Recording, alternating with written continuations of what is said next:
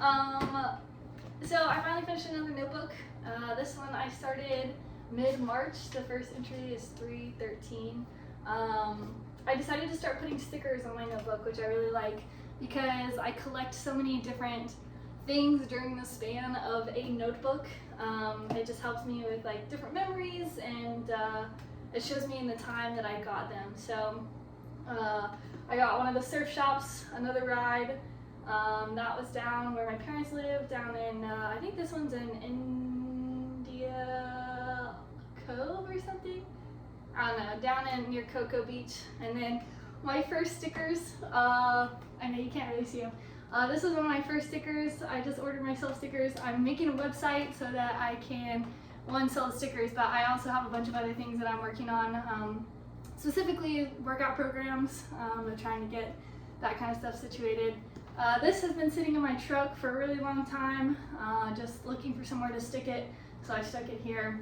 That's an organization that I work with a little bit, doing like some social media with, but they work in protecting and advocating for the waterways of this like northeast Florida area.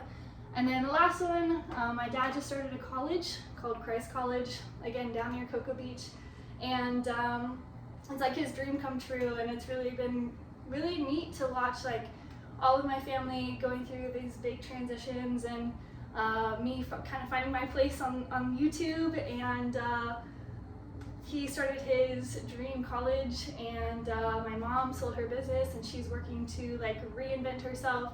My brother, he just started his PhD, my youngest brother, and then my middle brother has some exciting news that I can't share it yet.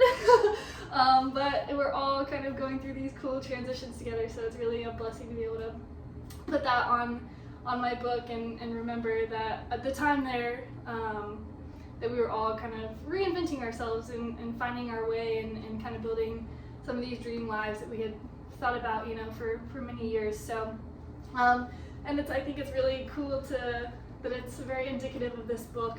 So the first entry, I love going through my notebooks, and I've kind of already been through and like taken some notes, more like to-do list type stuff. The reason I love these notebooks, I just had ACL surgery like 4 weeks ago, but I'm keeping my leg up, so that's why I'm kind of, you can see the scar. Okay, so I love these notebooks. I just get this one at Walmart. I had to order, they didn't have them at Walmart, so I had to order one on Amazon, and it doesn't have page numbers, which I'm kind of pissed about, but whatever, I can write them down. But it has an index, so you can put the page numbers and like the title of the project or whatever you're working on, so you can refer back and forth to it. I did okay on that. I did about 2 pages. I'm not so good at that, but I'm gonna try to get better at that in my next notebook. But yeah, and then it has page numbers on it, and then let's see, I'm gonna try to show you a blank page. It's like a graph paper, and so that just like allows you to, but without the line, so it kind of allows you to really like have freedom with whatever you're doing. So like literally some of my pages look like this. I mean, I draw, some of them look empty and then some of them are like note taking, so they're really like dense. So I use it for so many different things. That's why I really like this. It just allows you to like have a little bit of freedom, but with a little bit of structure. So I found that to be really, really helpful. I keep mentioning this every time I talk about my notebook. There was a book that I read that somebody let me borrow when I was coaching, and it was about the ADHD notebook type deal. So it's like building your notebook so that you can have everything in one place, organized and separated. So for me, like one of my hardest, like I have a stack of notebooks over there from coaching because I wanted a notebook for this and a notebook for this and a notebook for this all at one time. And just because I wanted things separate and I didn't know how to like separate them otherwise. So that's why the index is really nice, so you can kind of like label your projects and then, put like a little note as to the specifics of the project. So in my new notebook, what I'm trying to do is like I've kind of siloed my life a little bit better than what was going on in this book. But I have like YouTube stuff, I have a festival that I'm planning, and then I have like a couple other things, you know, so like the titles will be like my YouTube, and right now it's all focused on strength and conditioning and the kind of lifestyle stuff, because this is going to go up there. And so I'll just write YouTube across the page, and then I'll make little notes, be like, okay, I'm planning my 30-day challenge right now, and so I'll put like 30-day challenge, and then I'll write my notes on it, and then maybe I'll write like half a page and I'll put a line through it at the bottom so that I have like a separation for the next set of stuff. And then I'll go write in my index, like YouTube, page 3 or whatever, and then maybe take a little note on 30-day challenge or whatever, and that's what goes in my index. But as I'm like flipping through and looking for stuff, I can see YouTube at the top of the page. I'm like, oh, okay, that's probably something I should review if I'm like working on an overall project. So that book was really, really helpful, and it connected me to this style of notebook, and I've been really thankful for it ever since. It took a little while to get a system. I don't know where my other notebook is. This is my second one like this. So it's taken some getting used to. In this notebook, I tried to figure out how to, I have a planner, like a little like planner calendar thing. And when I was doing a lot of work with the Matanzas River Keepers and doing a lot more social media, promotion, PR outreach, stuff like that, I was scheduling a lot of meetings, and sometimes I would forget them, or I would go somewhere and like totally, I would not have my planner and not know when I could meet and do stuff like that. So I tried to put it in here and didn't really figure out a great system for that. So that's one thing, again, that I'm going to start to try to incorporate into this next one and see what that looks like. But so far the planner is working because I'm mostly at home, but that's just because of my ACL right now. So yeah, but I want to go through my notebook and just kind of talk about some of the fun projects that I've been working on, and just like show you how, I guess, dynamic this notebook can be. So literally the first page is me meeting with one of my friends. He's super into music, and in the music community here, he shows up to a lot of shows. He's very well versed in the music community, like just in general, like grand scheme of things, knows a lot about music. He's also really into environmental protection, stuff like that. So we just met because I was working on a film project, writing a story about the Matanzas River Keepers and a bunch of like kids that help save the Anastasia State Park. It's still a work in progress. I haven't really sat down to write it much anymore because the inspiration was there for a little while, and then, you know, it ebbs and flows. But when I was really trying to get it done and work on the project, he was somebody that I wanted to talk to about that and kind of see like where he could help me, and like what positions that I could put him in for most success. And so we talked about that, and there's a quote that I really love that he said, just because at the time I was really frustrated with a lot of the development that was happening in Florida, and obviously it still exists as a problem. They were trying to turn our state park, our Anastasia State Park, which is like, I mean, there's plenty of preserved areas around here, but like not enough. When you see the beauty of Florida, you realize like the few preserved areas, yes, it is great that we have those, but I mean, to be able to preserve as much of old Florida as we can is just like such a beautiful mission, I feel like, because those areas are so rich with so many beautiful things. And I just I think if people spent more time with the land, they would realize that. But that's one of the areas that it's like it's a state park, so there's a couple different things in there. There's a couple trails, there's camping, but they wanted to turn it into like, they wanted to add disc golf and pickleball courts and shit, and that was like ridiculous. And so luckily the community stood up and fought that, and that was what inspired my Epic Snack Run the movie, was the film project that I was working on.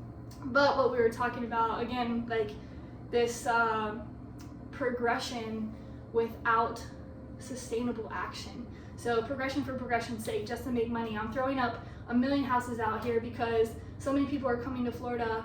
We're just gonna tear down all this shit and we're gonna throw up houses just because we have to make room for people. We don't have to make room for people. They could go back to wherever they came from. And I want people to come here, but I want people to come here with the knowledge that it it exists and it's a special place, and don't come in and concrete it down, because that's just not, like, Florida is a jungle, Florida is a swamp, and that's what it is. And if we cover it with concrete without being mindful of the things that we're changing, the swamp eats, bro. The swamp eats. It's a digestive system of the land. So she's gonna win eventually. I'm just saying that. Mother Earth will win that battle eventually. But it's just like, it was so frustrating to see that there was so much lack of care for the earth and for the animals that exist in this place, and how we're pushing them out, and they're having less and less space to exist. And so there's more stress calls in birds, and there's less mating room because they need their space to mate. And like the bunnies, the marsh rabbits, all these things that, like, they don't really take into consideration. And so I was seeing a lot of that and really just feeling so passionate about that. And so I was like, okay, one, this movie needs to happen, and it will eventually, I promise it will. It's something that's really close to my heart and a project that I'm really excited about. I just have other things to work on right now. But what he said was, we're gonna be the oldest city in the nation. We're the oldest city in the nation used to be. We are gonna be where the oldest city in the nation used to be. So much of the history was being taken away. I was going to vision planning meetings and hearing all these people say that these old houses and like were getting torn down, and they just weren't respecting the history of this place. And some of the civil rights history was being covered up, and because they're ashamed of it. And I'm like, this is a place where Martin Luther King Jr. came here like regularly to walk and to preach and to like just be here, because it was such a powerful place, and a place that, like, I don't know, I don't know much about history, but I know he's like here, and there's so much history. There's like a slave market. There was a slave market in downtown, and like there's just so much that exists here, and I don't think there's a need to be ashamed for it, but there's a way to preserve that history and respect the stories and recognize the flaws and say that stands, because we will never do that again. And don't wipe away the history necessarily, but there's just so many things like that in the history of St. Augustine. It's the oldest city in the nation. Oldest city in the nation, and they want to like wipe away all this stuff. So that was a really cool, long story short, that was a really awesome word, and I was so fired up by that, because I was like, yeah, like there's so many stories in this place, and that's one thing I love about St. Augustine. There's so many stories here, that it's such a beautiful like place to exist, and you can talk to anybody here that's been here for years, and they can tell you all these stories, the historians, the tour guides, like all these people. There's so many stories that exist here. There's so much that has happened on this land.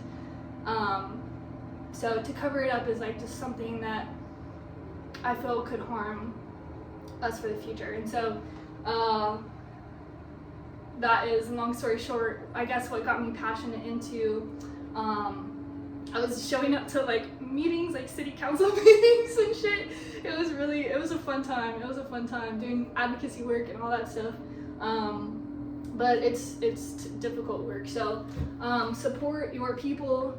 Know that local government is huge. So if you are interested in making changes, show up to your local government meetings. Seriously.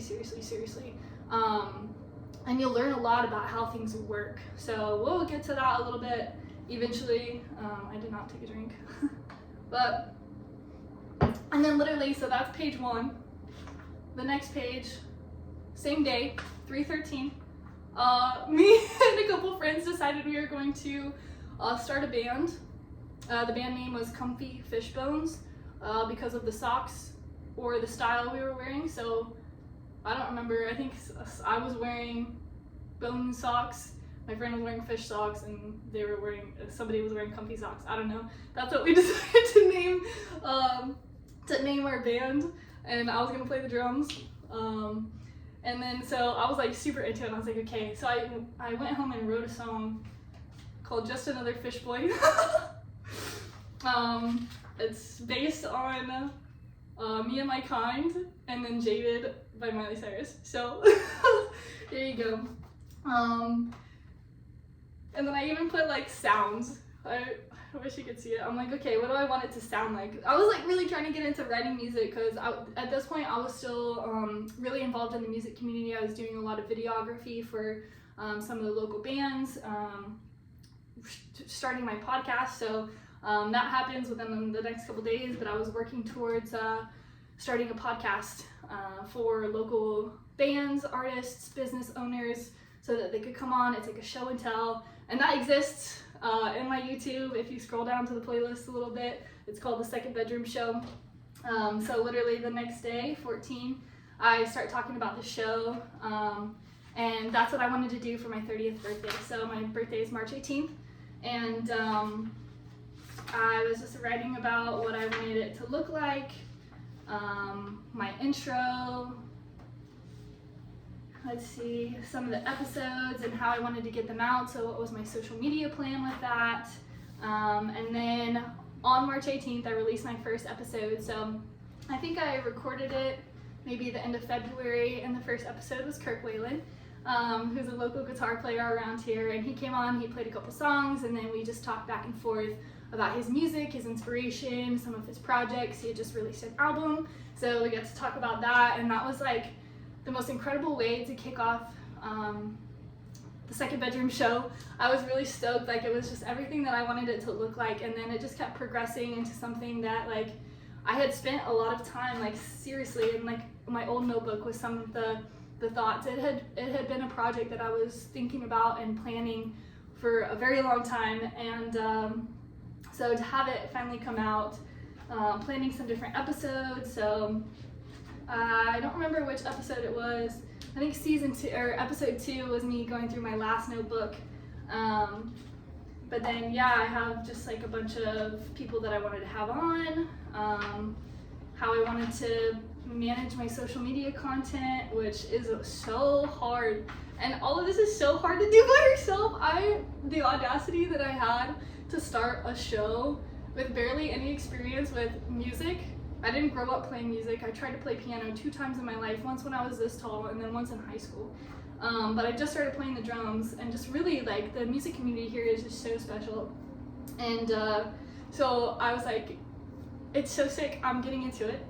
But I knew barely anything about music other than what I like had learned from my friends that I started hanging out with, and then what I learned from just like messing around on the drums. And I don't know much about filming. I just started probably at this point like 2 years ago.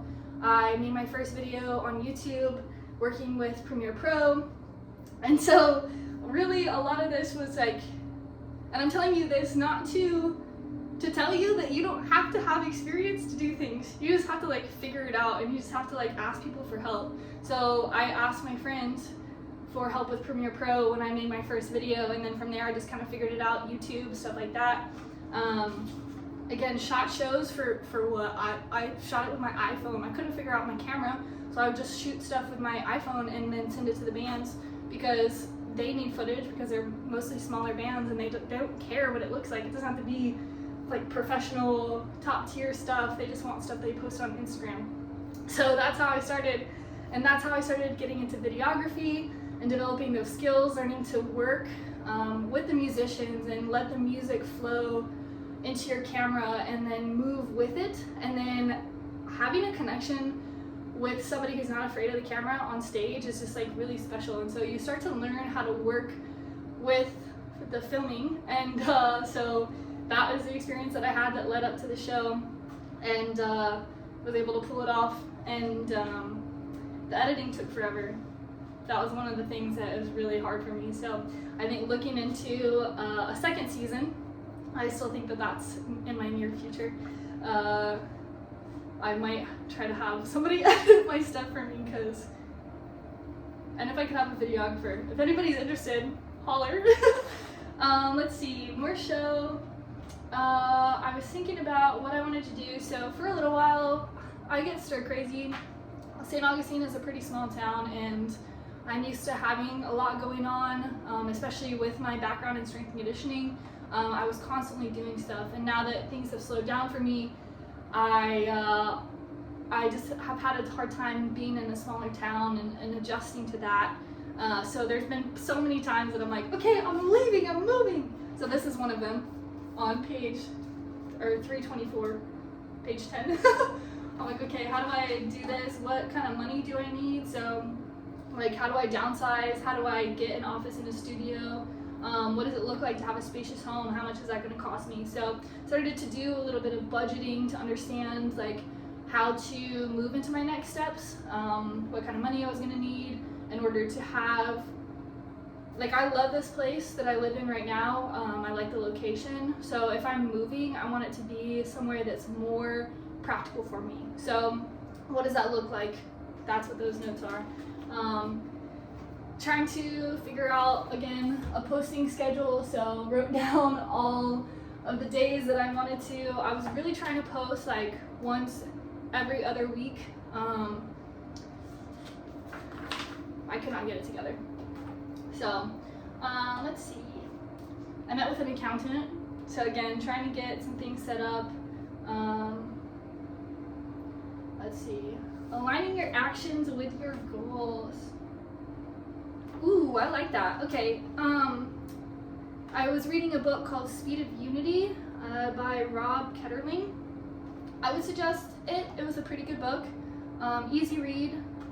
So I got some good stuff out of it. And then one quote, it says, "Unity does not mean uniformity. Diverse teams are strong teams. Speed doesn't mean shortcuts. Challenges will come and you will have to fight to stay focused on what truly matters." So I just think that's really beautiful in the fact that, like, one, diversity is so important. It breeds, like, I mean, if you look at the macro systems of the earth, like, diversity is sustainable. And if you break it down into teams, like, say you have a basketball team and you have 5 point guards on the court, what is that going to do for you? Probably not a whole lot. So you want diversity in your teams. You want a post, you want a couple guards, you want somebody who can bring the ball down, somebody who can work the paint and also go outside, you know? So you want people with different skills to be able to fill holes. So the more diverse your team is, the more you can cover each other. So I'm gonna have skills that my partner isn't gonna have, and they're gonna have skills that I'm not gonna have. And so like with my podcast, I'm like, okay, editing, like, I can do editing, but is it anything fancy? Is it anything that entertains people? Like, is my editing going to be like, wow? Hell no. Hell no. It is the most basic shit. So if I can find somebody who edits, who doesn't want to be in front of the camera, that diverse team, I don't mind being in front of the camera. I like talking to people in front of the camera. Sometimes being alone is like, it's taking practice. So, but yeah, so like having people with different skills is so important to having a strong team. That, and another facet, like, I'm gonna have bad days. There's gonna be days where I can't take the charge. And so somebody else is gonna have to step up. Something happened in my life. I'm just feeling fatigued. I've gone too hard. Something happened, you know, like, I'm gonna need days where somebody else takes the charge. And so that's just so important in one, having a diverse team, but two, like, allowing those things to happen, not feeling like you have to be the only person to drive the team, you know? And then the second part, challenges will come and you will have to fight to stay focused on what truly matters. So one thing I love, I did write it down. Okay, this is an image that I got for a long time ago, but if this is the team and you want to go somewhere, everybody moving in the same direction is going to get you there. So having a goal that you are all dedicated to moving towards, you will move. If you don't, and everybody has their own goal, their own self-seeking, you're never going to go anywhere, because you're going to be boop, boop, boop, boop, boop, boop, but always coming back to, like, where you started, basically. So I just love that idea of, like, you will have to fight to stay focused. And that's one thing that's been a challenge for me through this whole thing, is, like, it's so easy for me to get distracted and go with the flow of life. And sometimes I get distracted by my feelings and, I don't feel like doing that today. But when you have a goal that's strong, you wake up and no matter what comes your way, you're like, I'm making decisions to get to that goal. Even if it doesn't feel good, I'm going to make decisions to get to that goal. And again, that's such an important part of being in a team. I tape stuff, so if I don't have my notebook, I'll write stuff on an index card because I keep index cards in my purse. And so I'll just write stuff on my index card and then tape it in there. Let's see. Writing another song. They're bad, so I'm not gonna sing it to you. Because I never wrote like an actual song because I don't know how to write a song. I was just basically writing ideas. But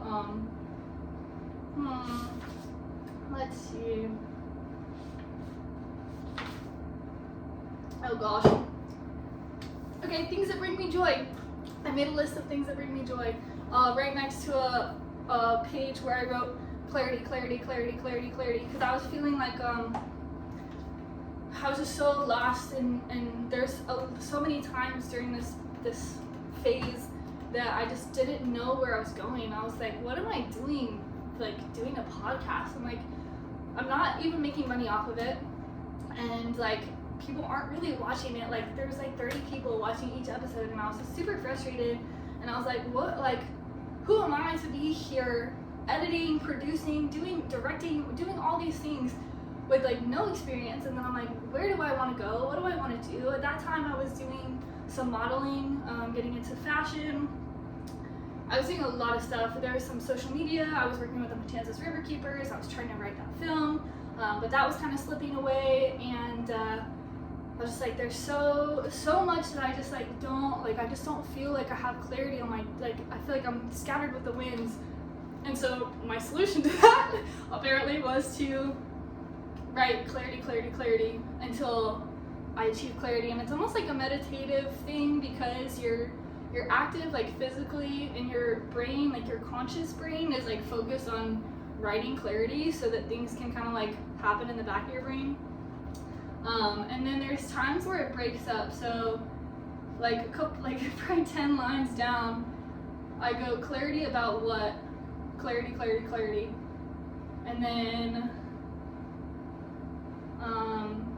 understanding without ambiguity, because I looked up the definition. I'm like, what does clarity even mean? Understanding without ambiguity, freedom from indistinctness. Went back to clarity, clarity, clarity. Why?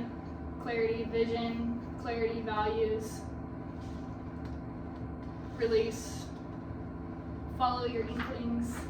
So just like sometimes things come up and I would write them in, having to do with that. And then, let's see, at the end, I said relief, care of self, care of personal feelings, following internal guidance system.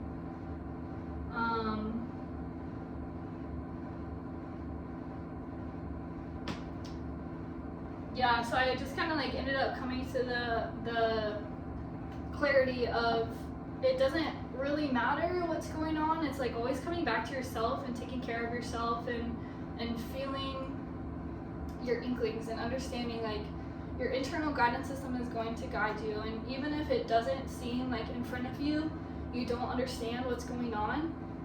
Like doing the podcast, even though it's not my main thing anymore, more like now I'm into coaching and doing fitness stuff and a little bit of lifestyle, like I can't tell you how much I learned by doing the podcast, and how beneficial it was for me, and I think it was fun for a lot of people to have that outlet and a creative space to just kind of like play. Like my last episode is a heavy, I don't want to call them metal, but they're probably metal, band from my second bedroom, and they brought all their equipment, just like cords everywhere, amps, like all kinds of stuff, and in my second bedroom, and I'm in there recording on my phone.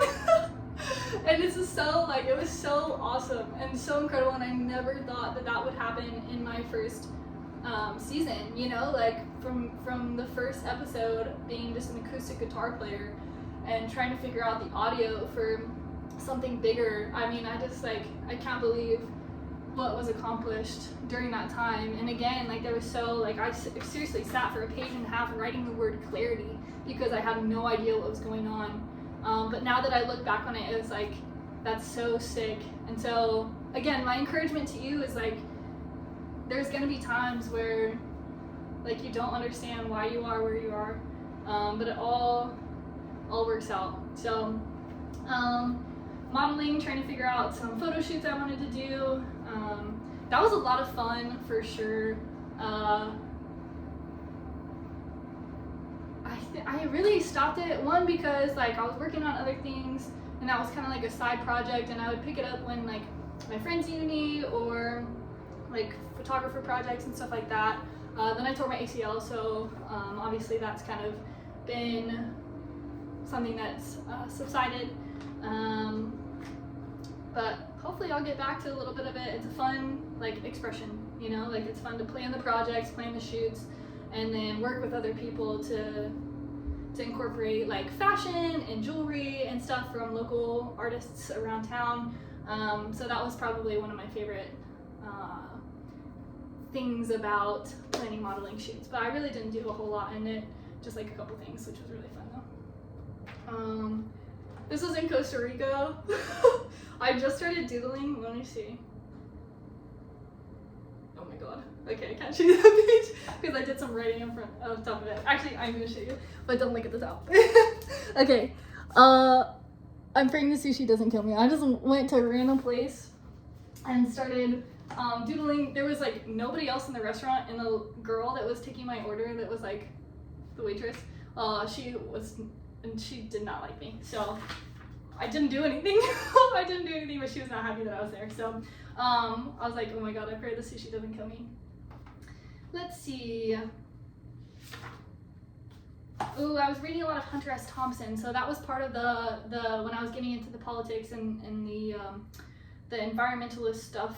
I was really into Hunter S. Thompson and reading a lot of his stuff, and really just like the biggest thing that I took away from his life and his career is don't be afraid. So everything he did was just like so, like he just sent it all the time, and I just love that characteristic of Hunter S. Thompson, and I think that's what made him so powerful. This is a flower I pressed from I went when I was in South Costa Rica in Drake Bay. I went on a snorkeling trip, and that was one of the snorkel instructors or whatever guides, and he got me a flower, and it was really cute, so I preserved it. Talking about love, after that I was going through a mini heartbreak, which was just like one of, like, you know, they just kind of add up sometimes, and I'm very sensitive when it comes to love, and so I was processing a little bit of that. This one, I need to, okay, yeah, it's fine, whatever. This picture I drew because I went on a walk, and I found this like beautiful little waterfall, and just sat under there and just processed a lot of stuff. That was right before, I think it was right before I started my period, so I was going through it, you know? Like the emotions were going crazy, and so I was kind of tired. It was towards the end of my trip. So this was kind of like all coming down, and it was really a beautiful place to find peace and to kind of process some of the things. And then this is from my way back. I was like, okay, like I'm refreshed, I'm ready to go. Like I need to start planning out like what are my top things that I want to accomplish when I get back. And so one of them was modeling and acting. I don't know what acting I was doing, but and so I was like writing a couple opportunities with that, writing journalism YouTube. So again, like my YouTube was very journalism forward. I wanted to be like video journalism. So again, like working with local artists, musicians, business owners, and then working with the Matanzas River Keepers and kind of doing like a vlog style journalism, because we don't have a news source around here. Like somebody, like there's been a couple like newsletters and a couple things that like have popped up, but there's not really like a news channel here. And so that was kind of something, a hole that I was trying to fill. But again, as one person, it was just like not really attainable. Now I think there's one that kind of popped up, but regardless. 3, drum, songwriting, and jam. So I really wanted to pour into my music. And then 4, surfing, yoga, Pilates, basketball. So how I was going to stay fit and the kind of activities that I wanted to participate in. Let's see. And then some goals. So like what kind of shoots I wanted to do. So I wanted to do athletic shoots because with my background, it just kind of makes sense.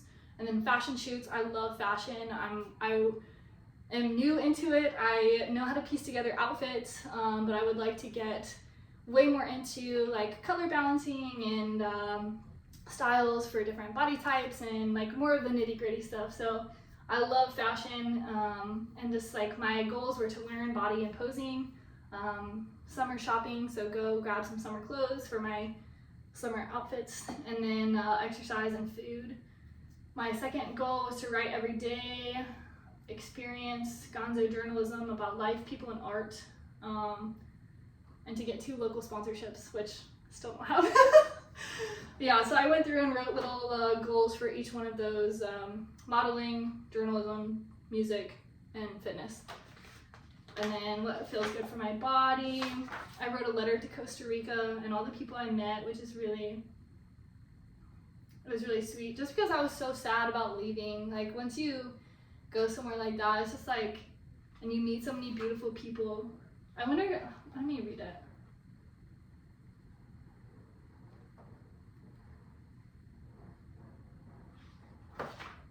Yeah, I might read it. Okay, I think it's okay. If not, whatever, I'll stop. Costa Rica.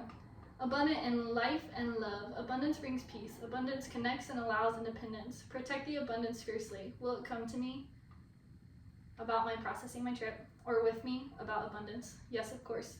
I hold dear my relationships with people, places, and things. Meaning makes the world go round. I struggle to put in the words the effective relationships I've created here. The trust it required to allow people I just met to lead me to do the right experiences. Strangers, when allowed, turn moments into gold. Feelings of home because of kind gestures during moments of homelessness. Hearts that surrounded me and feelings of loneliness. Adventure that raised me and called me into the world when I didn't know where to go next. I rested, I flew. I reminded myself that both are good. Safety is found when we trust ourselves, and trust we will always be taken care of, even if the road has a bunch of potholes. Because, I went by myself, and there's a playlist about that too, I think it's in Cool Beans in the Wild now.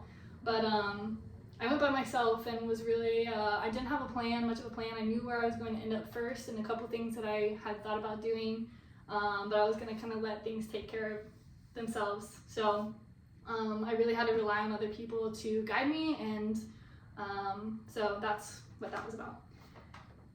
Pain is an indicator. Slow down to navigate forward. Smooth sailing never made for a great sailor. When the pain subsides is when you can add speed. 3 ways to grow. Add something new, make it faster, make it heavier. That's a strength conditioning principle. My second to last night, I started getting anxious. I believe leaving all my friends that I enjoyed there is always tough for me. I love hard. I love to love in person. I had to recognize that even if I stay, they too would eventually leave. Separation is imminent. That's the rub with being a nomad. You feel seen and understood by other nomads, but by definition, nomads are always just passing through, which I guess is the whole deal with Earth. Here one day and gone the next. Terribly sad. What a beautiful moments we are given to feel. Hope to remember, then can't attach to them unless we want to anchor ourselves. To me, that seems bad. Is it? What is bad anyway? I think maybe the better way to say it is not for me. Sometimes I think about it, even anchor shift. What is a ship if not at sea? I'm constantly called to look at Jesus' life, but who's to say that's the right answer for me? I am he, but I am also me, an individual and also the other. And I put a little heart with Aiden, one of my friends that I met there.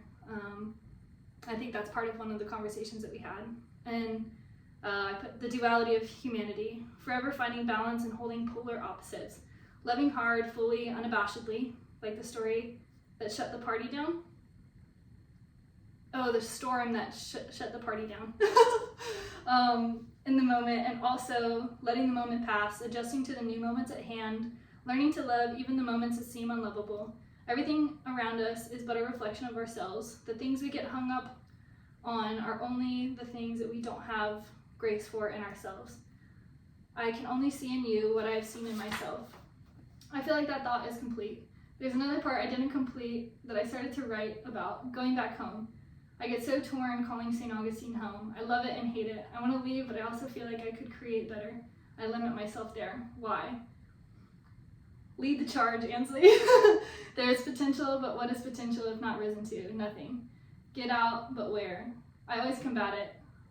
Always a reason to stay, but why? Hard to leave, hard to start over, exhausting. Doesn't have to be. People make it easier. Good people, good places, blessed things, trust, keep moving. And so, and then I wrote California and the Northeast because those were 2 trips I was kind of planning on taking and kind of looking at where I wanted to go next. Like, did I want to be out in California? Did I want to move to New York area or South Florida?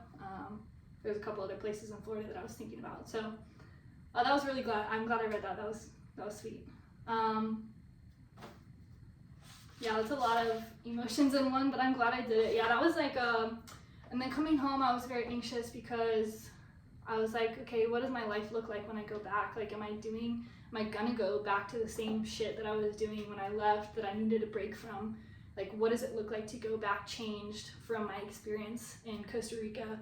And again, I think that's a beautiful experience and why it's so important to go and do different things and challenging things because it does change you when you come back. So it's getting kind of lengthy, but let's see, just more planning. I was trying to do 1 nutrition video, 1 mobility video, 1 drone video, 1 podcast video, and 1 fishing conservation video in 1 week.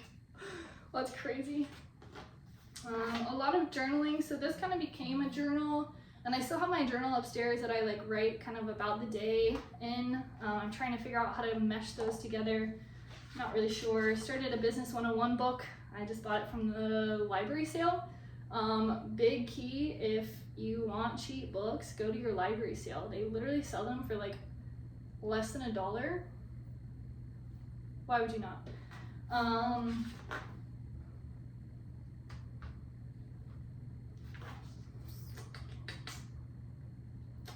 Resentment release, so talking about like, where am I holding resentment and how do I accept what happened in the past and set boundaries for the future? What good ultimately evolved from the situation? What was my role in the situation? And what can I do moving forward? And then release that situation. And I think that was a really, really helpful exercise for me. I was trying to write in the fishing magazine for St. Augustine. That didn't work out for me. I just didn't really, I didn't really get into it. I didn't prioritize. I was trying to start a fishing channel on my YouTube also. So listen, when I say I had no idea what I was doing in my life, I literally had no idea what I was doing with my life. So I was trying to work in a fishing channel, and so I could go fishing with some of the inshore guys, and some of my friends have inshore like fishing charters and just go for fun or whatever, and are interested in having a fishing channel. I was like, okay, like that's what's up. I'm gonna help you get footage. Like, we're gonna put this channel together, and then I'm gonna write an article and put it in this fishing magazine. And that never worked out. So there's that. I started making it a very interactive. Like, I kept a lot of leaves and stuff. These were from California, and then I drew them into a picture. I met this really awesome guy at the skate park, and we just like really had a good connection and understood each other, and that was like such a cool person to run into. Like, he's just so excellent at what he does, and so I was really inspired by him and the way he just sent it, and was just so like hardcore in the direction of what he wanted to do. Like, he knew what he wanted to do. Like, he was a professional skater, you know, and so that was really a unique experience, and that was kind of like my scrapbook of that encounter. So and then I went to a park and saw these guys doing like motorized sailboats. I thought that was like the most peaceful thing in the world. They were just like sitting, all 4 of these old men together, like probably older, middle age, and the park was so peaceful. I was like, that's such a lovely thing. So I sat down and drew them. I was trying to like slow down because I was so into like videoing and taking pictures for Instagram, fast, reels, blah, blah, blah, that I realized I was like, I need to start slowing down and drawing some of these things now. And whether it was like on the beach or at my house or whatever, like I was trying to draw more. Pink. Trying to find business managers and what that looks like.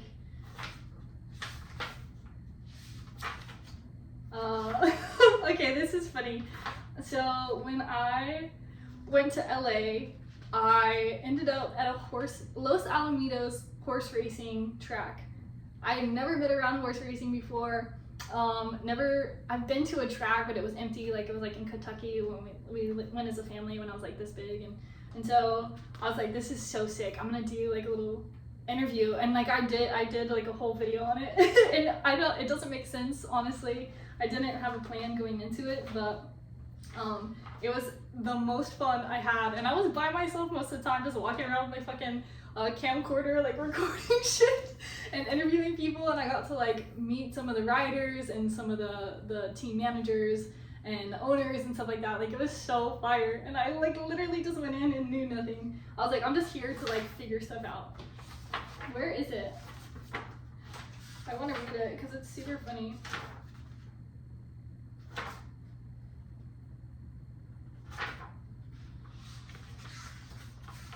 Huh. Well, maybe not.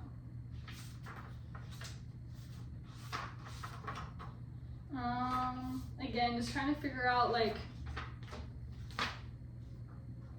a lot of it was trying to figure out what it looks like to work with the Matanzas Riverkeepers, and how do I promote what they're doing, how do I get people involved, how do I, like, I was doing a lot of, like, public relations type stuff, and so what does that look like for the Matanzas Riverkeepers? What is my projects for modeling look like? What does it look like for my show? And so like there's so many like silos that were just like I was trying to fill and didn't really know how to. So it's been nice to kind of, okay, well, I don't know where that,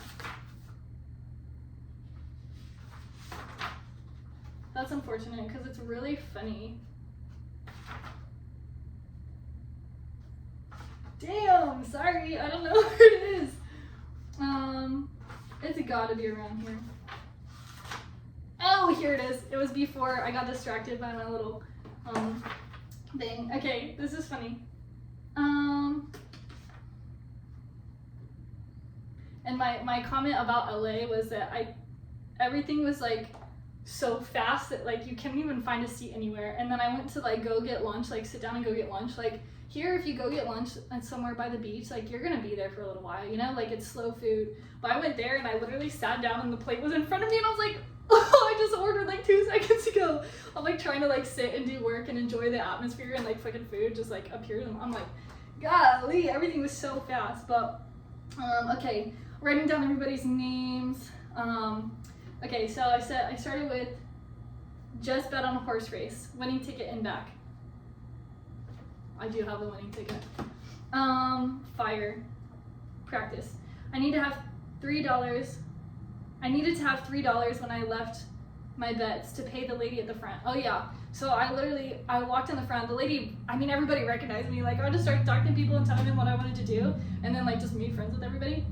And so the lady let me in, and I was like, yeah, I'll just bring $3 back when I'm done. She's like, perfect. So I was like, I needed to have $3 when I left from my bets. I had $40 with intentions to put $10 on journalism, first and second. I added another horse because I got to feeling like a Cinderella story is always a possibility. I mean, it's sports. I walked up to the booth and told him my bets. My money was swept out of my hands and 4 tickets spit out to replace the money. I needed $3 to pay the front. Like, do I sneak out or go to the ATM? The fees bust me, bro. And then that was I didn't put the time on that one, but that was kind of like in the morning. And then 5:05 p.m. I remember thinking, is that blood? Yeah, I was like trying to find a seat to like sit under the heat lamp and then watch some of the races and like read my book. And so I walked up to these 2 chairs, and I looked at one of the chairs and I was like, is that blood? So I chose, and there wasn't a lot of seats left, so I chose the seat next to it, praying nothing disastrous was hiding in plain sight. I still don't know how any of this works. 7:27 p.m. Eyes, ears, tail, feet. Focused, happy. Not number 7, which is one of the ones that I voted on or bet on. So that was like something I learned about watching their behavior before the race. 7:46 p.m. Back to the blood chair. It's under the heater, so I have no choice. Hopefully it's a marker. 10:50 p.m. Black pin again. Ugh. So what I know now, the owner, the horse, and the trainer, exercise boy, jockey, agent. So those are like the team that's involved in training the horse. Team effort, dialed the horse, about an energy routine. So they're very energy focused. 800 wins, first at this course because different arena, difficult to break into a track, about 5 jockey spots per track. So I met one of the jockeys, and he came from, I want to say the Northeast or something like that, and came to California to start racing. And he had 800 wins under his belt, like just incredible jockey. Got to this racetrack and had to work his way into the 5 spots or whatever per track. So I guess like a track has a certain amount of jockeys that they rotate through. And so he had to, with 800 wins under his belt, work his way into a spot, which was like crazy to me to think about. And mad respect to that guy who works that hard to get into that spot and fight his way into that spot. When my brother got married, so that's why I was out in California.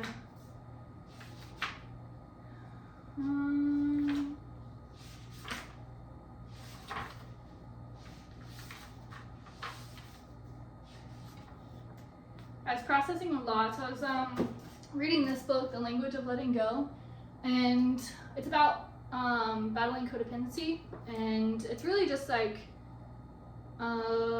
it's been a good book to read, and just like has little reminders and little perspective, like it changes your perspective a little bit on relationships and your relationship with people, relationship with life, relationship with your family, relationship with your friends. So it's been a really good book, and I'll read that in the morning and then I'll write a little bit about it. And that's kind of like my devotion time or my meditation or whatever you want to call it. But it's more of like a spiritual recovery, I would say. So in the morning I try to do something physical for my body. So I foam roll and stretch every morning, just about. I've been getting out of habit, but I tore my ACL, okay? Excuses, but still. I try to do something for my spirit, so doing some kind of meditation or devotion or just some writing, depending on like my feelings for the day. Maybe it comes from within, or maybe I need a prompt from a book that I'm reading. So I've gone through plenty of spiritual books doing the same thing. And then I try to do something for myself mentally. So whether that's, right now it's reading The Secrets of the Millionaire Mind. So working on changing my perspective on money and building the skill to manage money, because I think that's really important. And it's something I kind of got away from. I didn't have time or energy to learn how to manage my money while I was in strength and conditioning. I was just so sucked into that career that I just like didn't learn those skills. And so it's like, or I forgot those skills that my parents taught me. And so it's like relearning those skills that my parents taught me, but also applying myself and how it fits into my life. So making those skills mine. And so it's really cool to read a book again. So Mind, Body, Spirit, I try to do something before I touch anything else. Those are the things that I try to do in the morning to invest in myself. And that's one thing, like as I start to read a lot of these success books and money books, it all stems from investing in yourself first. So if you don't take the time to invest in yourself first, you will end up running dry, and you'll be like, everything you have is sucked out into the universe and you end up empty. And again, that's how you end up empty. So making sure that I invest that time in the morning, and then in the evening, same thing, kind of winding down, shutting down my day, and then doing something for mind, body, spirit to release the day and kind of like refresh and rest myself. And I'm still kind of working out what that looks like mentally and physically. I mean, mentally and emotionally, spiritually, whatever. But I do a wind down stretch at night for my body. I'm getting hungry. I'm about to wrap this up. Got to, even though there's still so much to go through. Started planning my dream home. So what does it look like? What kind of things would be practical for me to have in the future? So like, do I want a studio / office, a bedroom? What do I want in my bedroom? What kind of like layout do I like? What things are very practical for me, for my style of living? Kind of like that. What's the next step for me? My first county commission meeting. And again, like I was talking about earlier, and I'm not going to spend too much time going through it, but it was, I have 2 pages on the meeting just about like how things work. I was just watching people. What are people doing? What are the commissioners doing? What kind of like personality traits do these commissioners have? What are their goals for the community, for the county? And like what kind of people are involved in the community? Who comes and steps up and talks? What kind of people are attending the meetings? It's a lot of older people. So that's why I was like, okay, I was instilled with this passion of like, okay, I think like if you are going to exist, if you're going to vote, you should be going to some of these meetings and learning about who you're voting for. And I think it changed my opinion, because there was definitely some people, I think I didn't really know who I was voting for. Again, like that's the importance of, I researched, but I didn't see them in person, and seeing them in person and seeing how they talk and how they carry themselves and the things they fight for and the things that they stay silent about really it shows you who you're voting for. And so that was really a benefit of going to those meetings and learning about what's going on in my community. So the reason I showed up to that one was the Matanzas River Keepers were fighting to protect certain lands within this comprehensive plan that they were creating for the county. So I was going to learn a little bit about that and kind of like see how I wanted to put that into the journalism aspect of what I was doing. But again, that kind of like settled out because it just is kind of overwhelming, because there's just like it feels like there's so little you can do, and it's more about making your practical choices. Like you can't change a whole lot except for yourself, and so it was good to like see what's going on and see how I can change my behaviors in order to affect the greater good or whatever, you know. So it was a good, and I could have stood up and probably said something.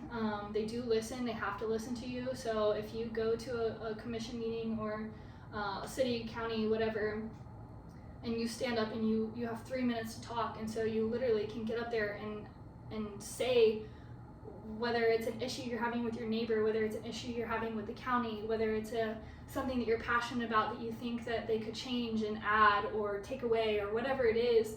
You get 3 minutes to talk about it, and so you go up there and they have to listen to you. They have to take your opinion into account.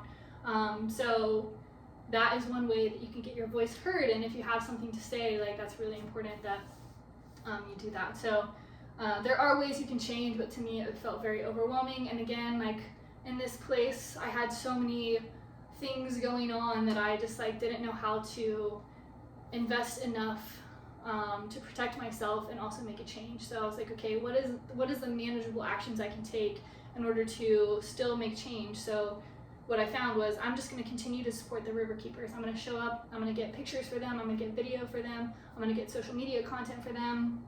If I can write articles about it, if I can connect people to them, that's what I'm going to do. That's the best that I can give and still support the change that I want to see. But something that like I don't have to continue to show up to meetings and talk and do all these things and like overextend myself, but I can find ways to support them within my means. And so that was something that I learned from that stint of my life. Okay, this is where I try to create my own calendar, just so I would have stuff with me. I take this thing pretty much wherever I go. It didn't work out because then I was on this calendar, on that calendar, moving back and forth, and it just, I again missed some stuff, so I was like, okay, that's not it.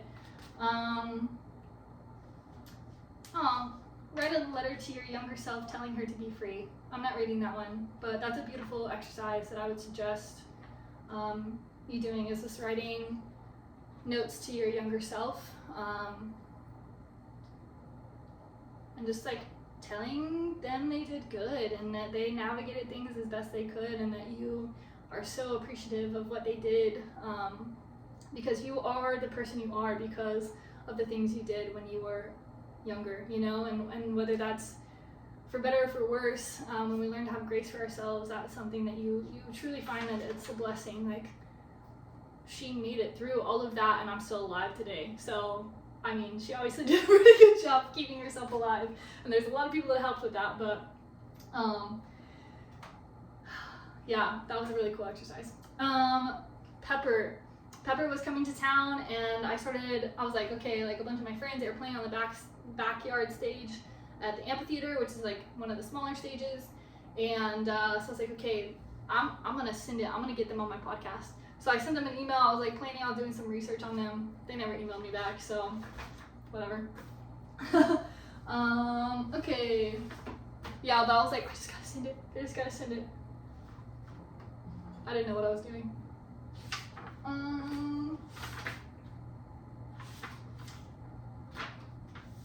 Wow, I was planning so many episodes. I'm glad I ended at 10. I think that's like an attainable amount. Just for anybody out there who's trying to do a podcast.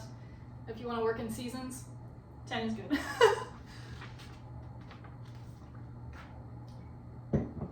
Business. Feelings. Trying to build my brand. And what does that look like? What kind of people? So for a little while I was going into like I said, this PR place. So like working with a couple of local bands, local organizations, local businesses, and helping them do promotions and stuff. That was kind of like where my skill set was developing. Again, with the Culture podcast, working with some of the local businesses and stuff. I just wasn't super passionate about it. I hate social media. Other than YouTube, I love YouTube.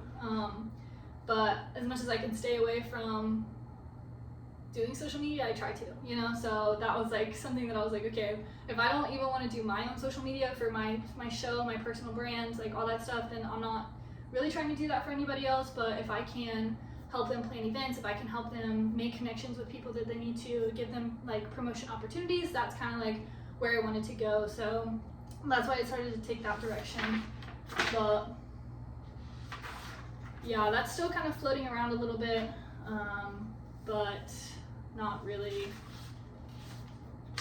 my main priority right now. A lot of, I was taking a lot of courses, working with some like online coaching people, like a masterclass type deal, reading a lot of books, watching a lot of videos.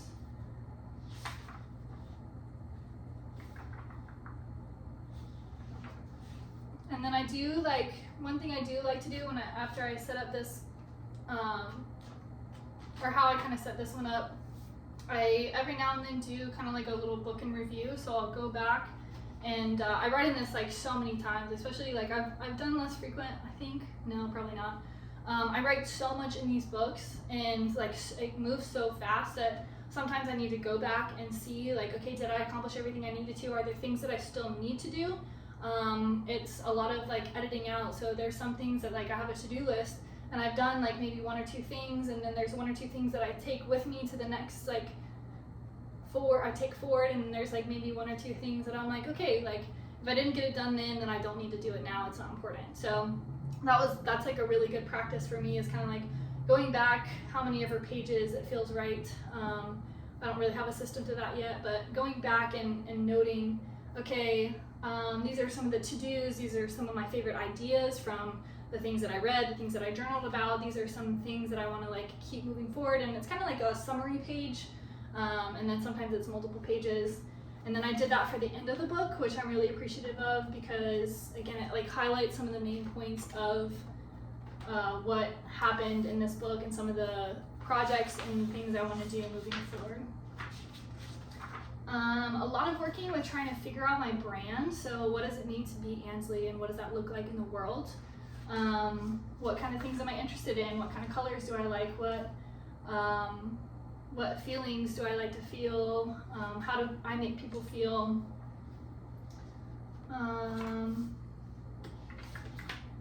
Trying to decide my nails. I was planning out my nails.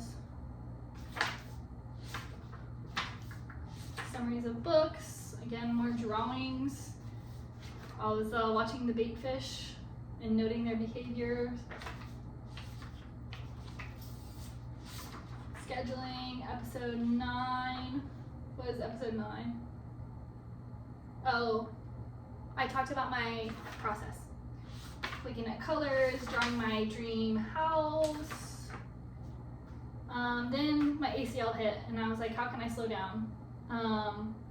And that's really what the event that helped me. One, I had to sit a lot, and so it was a blessing in disguise, honestly. And it's been such a, and I guess that's kind of what the rest of the book is about, is just like, what does my life look like moving forward? Like, I can't show up to my friends' businesses all the time. I can't go out and go do all these things that I was doing, that I was spreading myself so thin. And I had to come back to myself and sit with myself and just be like, okay, none of those things are giving back as much as I'm giving out. And what is rewarding for me? And it's, one, taking care of my body. And so especially with my ACL, that forced me to get back into some of the strength and conditioning stuff that I had done. I've worked with so many people that have torn their ACL and done the return to play with so many athletes. And then so that kind of like, I was like, that's my best investment right now. And it started doing really well, and I started receiving a lot back for it. And so that was one thing that kind of came to my reality, that I was like, okay, this is something that, like, I've been investing in all these things. I've been investing in modeling and fashion and environment and all of these different things, music and culture and blah, blah, blah, blah. And not a lot of it was bringing the reward that I wanted it to. Like, it was very like fun for me, but I wasn't making money doing any of it, and I wasn't like, I was spreading myself thin, like I said. And so for me to like hone in on my knee and really take care of my physical body, and then eat right and do all these things and put that onto the internet, it was giving back to me, and it was also something that didn't tax me. And then of course, like, I still enjoy music, so I still play the drums, but I finished up my season 1 of the podcast show, whatever, and I'm gently planning a season 2. I don't know if I'm going to reveal the location just yet, but I'm excited about it. If it comes to fruition. And so I know that things can change in the future, so it's very loosely planning, but that's something that I still enjoy. I'm planning the festival in the same light of the Second Bedroom show. Part of my dream was to have, I wanted to call it Before They're Dead, and that was like the organization that supported these local up and coming artists and built these teams that could work together, and one, having the show to be able to promote them, and then having the festival to kind of celebrate the local environment. And so environment being like the local community, the local art community. So that's kind of the project for music that I'm focusing on. And then of course fishing and the environment. I've just been watching a lot of fishing videos, to be honest. I can't really like go places and fish right now. And yeah, so I've just been like working on trying to figure out what those look like in my life. And obviously the big chunk of it is the recovery and posting on YouTube and growing that business.